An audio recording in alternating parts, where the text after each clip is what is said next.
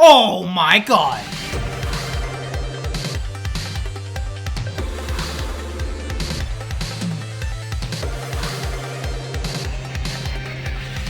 What it do, Ski? It's your boy Fail Whale, and today I'm here with my reaction video to Stargate SG-1. This one is season 2, episode,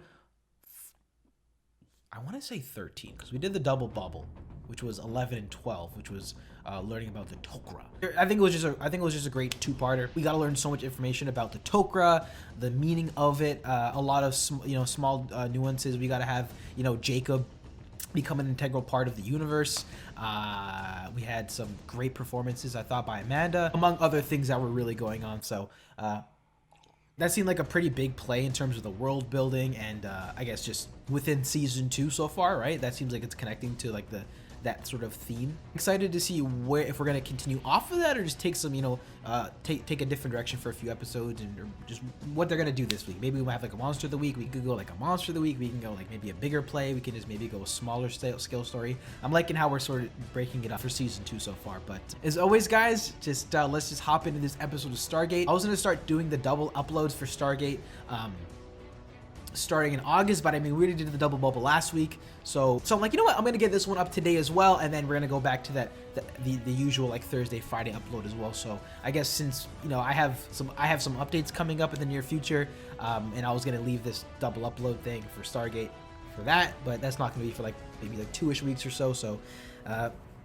guess just expect the 2 Stargate videos throughout the week. So this is gonna be one, and then we'll have another one later on in the week. We have more like detailed, I guess, or like a rough idea of a template in the near future, but just putting it out there. So if people wondering, now you know. My lips are chapped! Whoa! I'm not lacking BRB.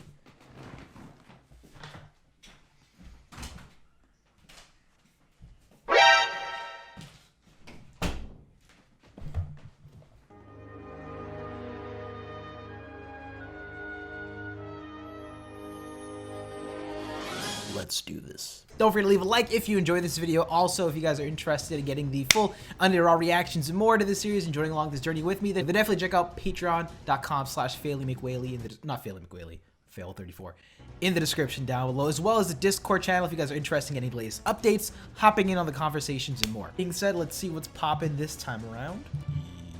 Yeet. What do we got? White box? Rocks? Teal talks. I remember hearing about this. It's supposed to be 100 times lighter and stronger than steel. Raw trinium, which is too brittle for manufacturing because of its impurities. As of this morning, they are 48 hours overdue for the weekly check-in. Uh-oh. It's time to find out why.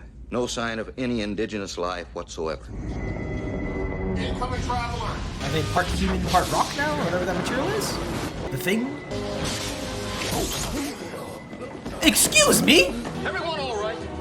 No, Jack clearly got fucking shut up. Where? It looked like his side. Hurricanes. For crying. For crying out loud. I'm compromised again, guys. Okay, but I mean, if anything, they've got an arrow, so it seems like they're able to shape that material and they learn, so that's some good news. Oh man, it's such a meme at this point. Also, stay tuned for one of my new videos in the near future. I have some Stargate things included.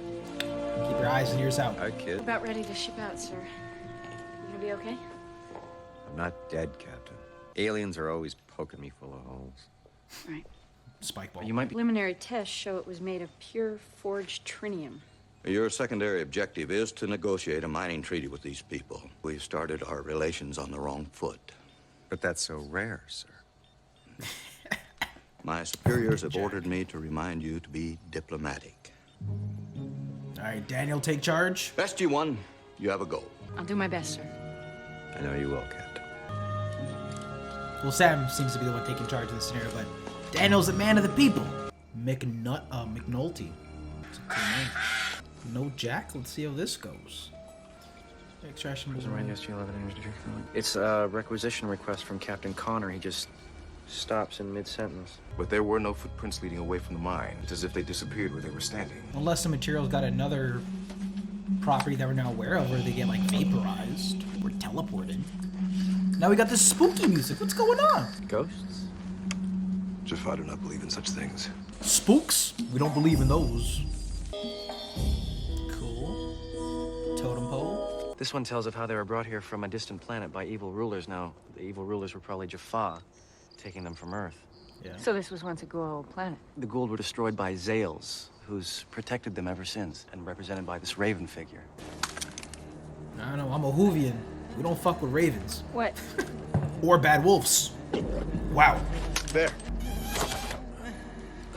You got got? That? Me too.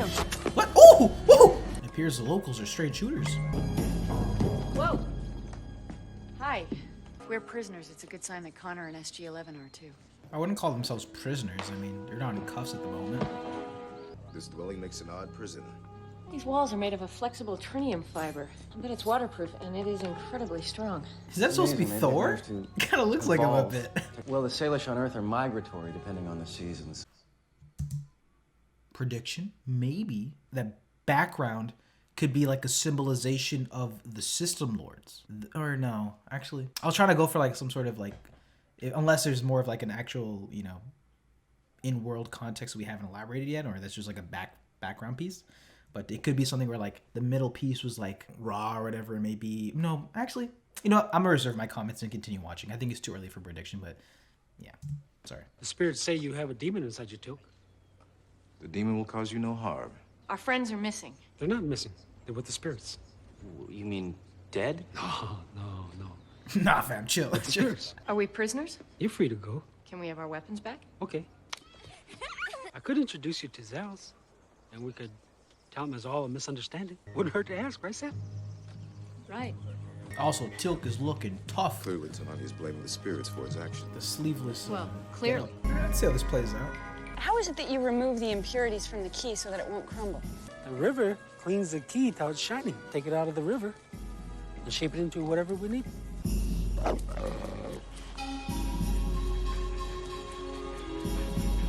Captain Carter. My, what big eyes you have.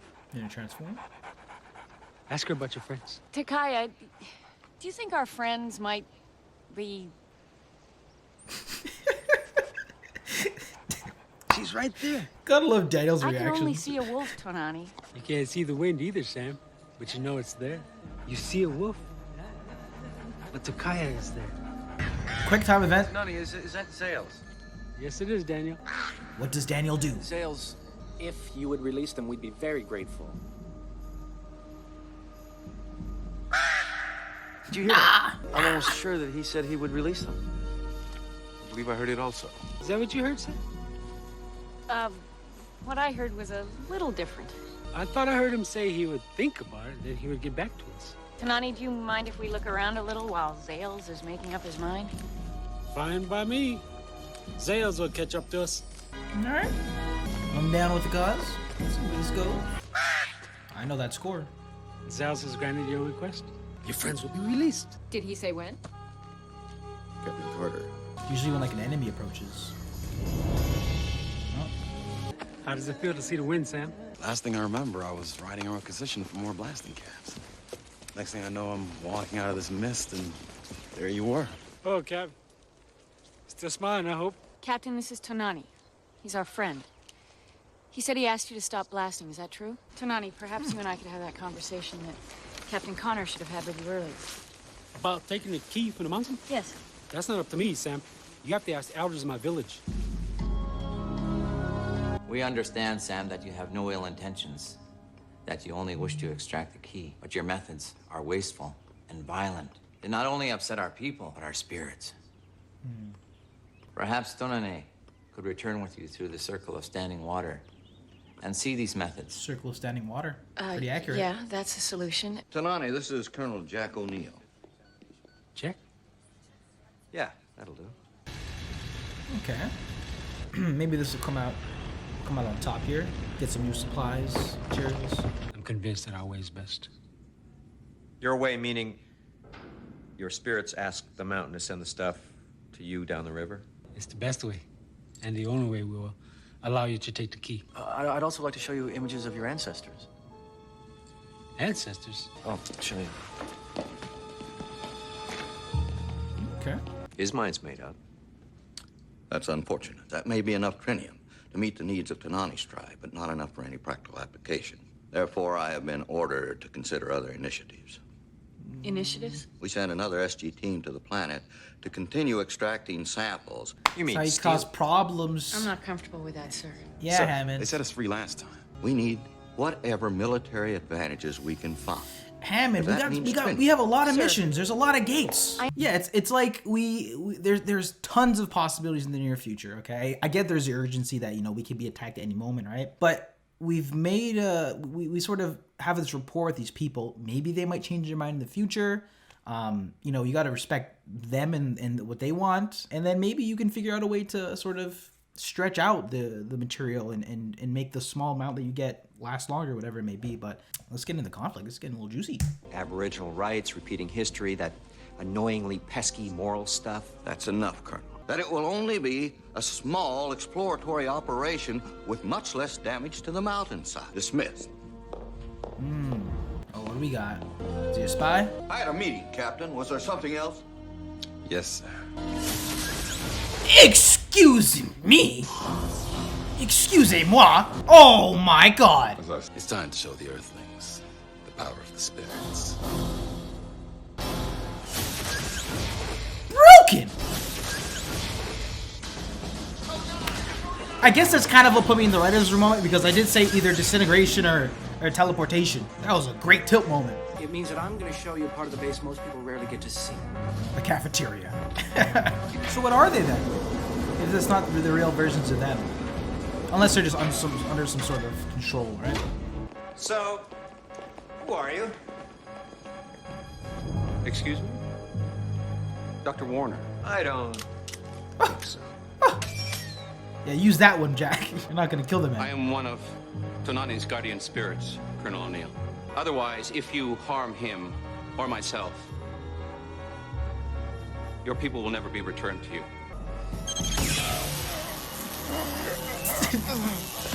Teal'c's like, don't play with me, boy. Ooh. You will be punished. That's what the spirits actually are. All right, Herman. She's with me. Yo, let's go! It just got wonky out of nowhere. Stay here in the Oh my god, the slits make me so uncomfortable. What if there's dust in the air? Destroy this place and return home.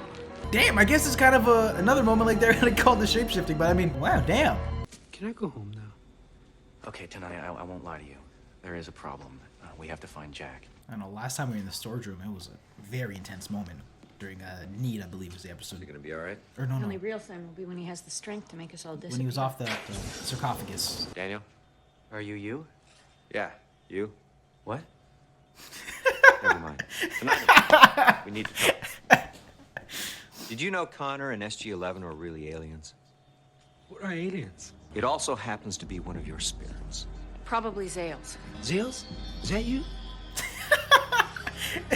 Wait, so does he know that this is him or not? I'm trying to just clarify. If he was Jack. So this must be In the world of my earth-shattering. origin, there were beings who pretended to be gods. Yeah. But my spirits aren't evil.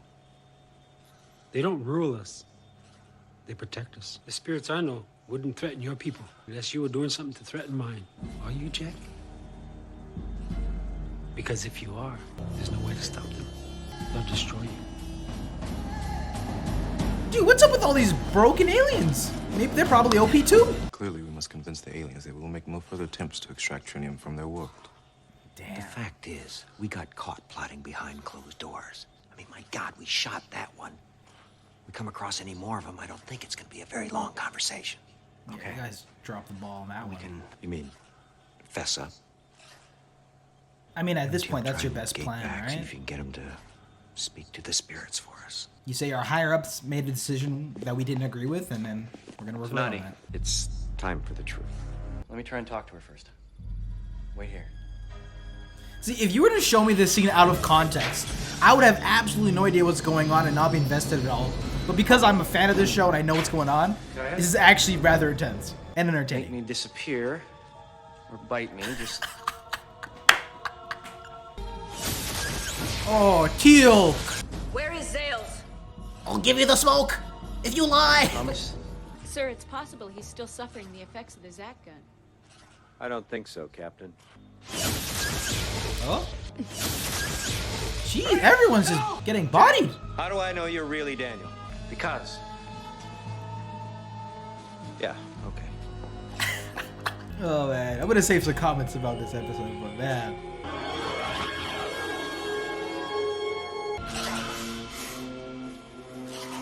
I mean, if they wanted to save time, they could have put Vicks Vapor up underneath. Would have done the same thing. wait!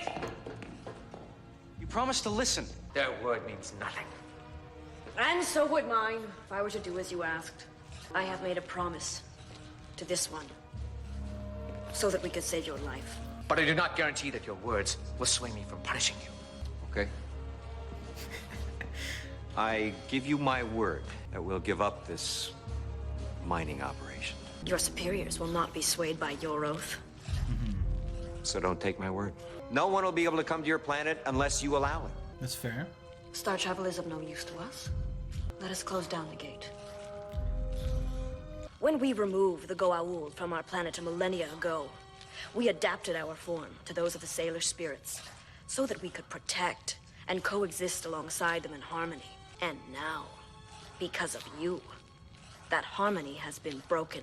If you really do respect Tanani's people, you shouldn't be posing as their spirits. Trust them. I feel like this episode could come back and bite them in the ass. In case it actually does end up happening, like Tonani's people sort of like revolt against them. So here's Zales. And I am Takaya. We are honored. You view us now in our true form. But this is only one of many forms we can take. You call us spirits.